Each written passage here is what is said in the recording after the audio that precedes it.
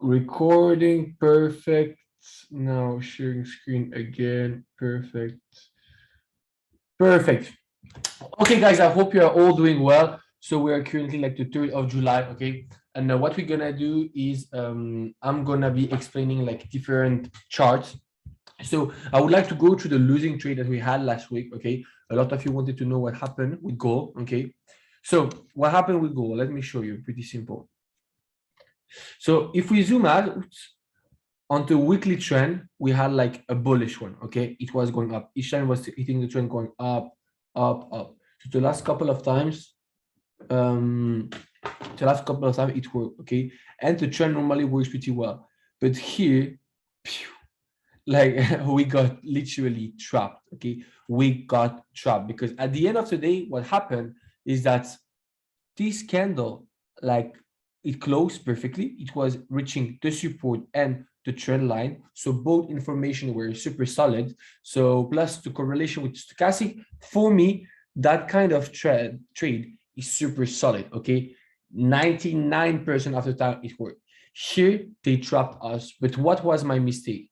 I should have considered, the previous lower low. So if I was looking here, then that was like the previous low reach here, and add some more pips, but boom. So you see it wouldn't hit and then going back up. So currently, if some of you didn't close their trade, okay, they are in profit because we got at the daily candle closing and it went up. So now technically what will happen with gold? So most of you are like, oh, I don't know what's going to happen. So I'm going to tell you my personal opinion regarding T-Spare, okay?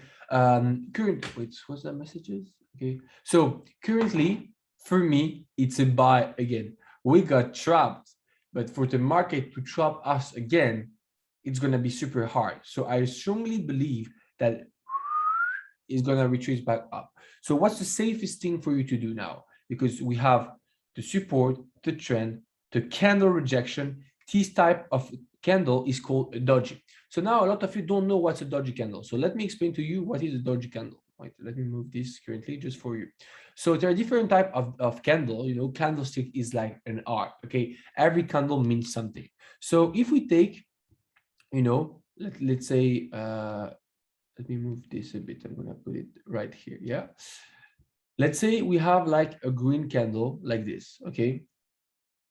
And then you have the black line here and the black line here, okay?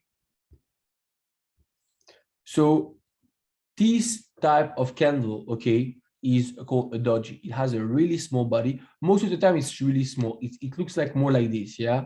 So it has a really small body and long shadows, okay? And this is a doji candle. Then if we delete like this, we have this type of candle called a shooting star. If now we delete the upper one and put it here, we have this type of candle called like a hammer, okay? But those candles, okay, they have different names. So here we have a hammer. If I put just upstairs, it's a shooting star. Oh, fuck. Someone is playing again with annotation. Okay. People, how can I? Every time I forgot. Guys, can you stop? Like, just join, please. Can you please stop drawing? Thank you. I really need to figure out how I can make people formal. How can I? Every time it's the same thing. Every time I get the same. Wait, give me like I can't find. Let me go on internet. Uh, give me just a second, guys. Yeah. Let me just go through here.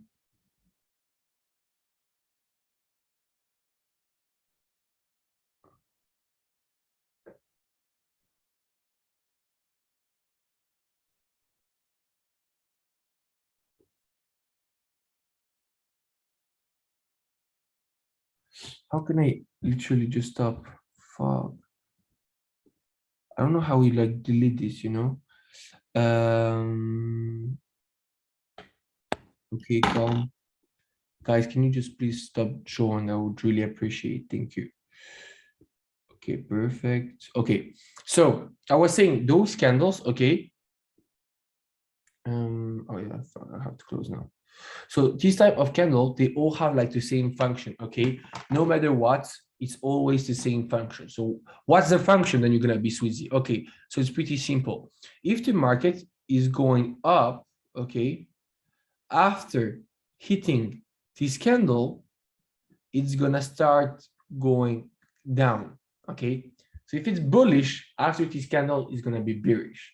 But a really important information for you guys, this type of candle needs to be close to support or resistance and are only used as an extra information, you know? Like you can't just be, oh, it's in the middle of the like a trend, like, oh yeah, I'm gonna use it. No, it's not like this. It has like to be near like to resistance or support. In case it's not, then this information is irrelevant, you know? It has to be like close. So now, if I delete this, for example, if the market, so basically that's when it goes up and then goes down, that's when we are near to like a resistance, you know? But now let's assume we are near to like a support, okay? It means the market was going down, okay? And then after the candle, the market is finally going up and it's changing the trend. So basically now you know that how to use support and resistance, okay? But it's also important because now you know how to use trends, how to add the stochastic, and now we are also adding candlesticks to that, you know? It's not just insane. So now I was talking to you guys and explaining why there is different type of thing. Hammer, no, a shooting star, a doji candle like we can see here, and why do we have like a hammer like this, you know? Basically, for me, I'm not wasting my time. People like to make it sound complicated, like hard. Oh, this is a hammer. No, guys, yo, you know, if a trader is Asian, if he's American, if he's like Serbian, Swiss, no matter what, we're not gonna give him another name because they have the final outcome. They have the same function, which is being a trader. Here it's exactly the same thing, okay? The final outcome is exactly the same. It's gonna change like the trend. If it's bearish, it's gonna be bullish. If it's bullish, it's gonna be bearish. So here you need to understand that a hammer has the same function. If it goes up, after it's gonna go down. And the shooting star is exactly the same thing. If it's going down, it's going up. If it's going up, then it's going down. And it has to be used near to resistance and support. So now, if I go back here we have a hammer. So if we just add all the information, there is like the translation of the support right here. Boom, boom. So the support has been, okay, let's sum up all the information. First, we have a support. Then we have a stronger support because it has confirmed twice, yeah.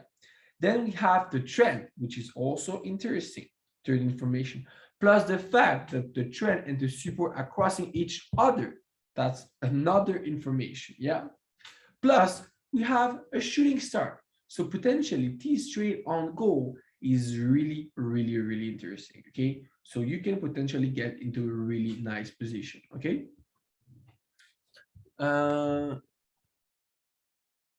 We will click for next meeting before they change your personal settings for disable penetration for all feature under personal. Okay, wait, show me, bro. Let's try again. Okay, so before they change your personal settings to disable under personal, go to settings plus. Oh yeah, thanks, bro. Much appreciated. So yeah, I think that here I gave you a lot of information. Now, if you're scared to get into a buy position, don't get. Wait another day to see if it's gonna break it or not. Yeah, because if we go in a lower time frame, 4 hours, what do we see? You see, this kind of rejected. So now it's coming back. So it's an this like for me, it would be like really tricky to get into trade because at the daily confirm us, but then at the 4 hours, we can see that that candle is talking. You know, it spiked, didn't work, but the candle after. So for me, it's like a really weird area, and I wouldn't trade. So now, if we just go